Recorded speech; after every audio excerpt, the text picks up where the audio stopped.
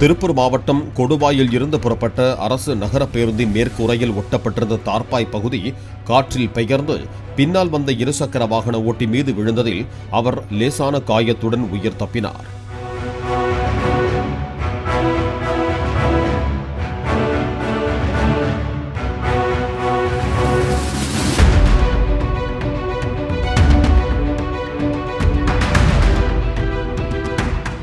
Play store மற்றும் app ஸ்டோரில் இருந்து பாலிமர் செயலியை QR கோடு மூலம் பதிவிறக்கம் செய்யுங்கள்.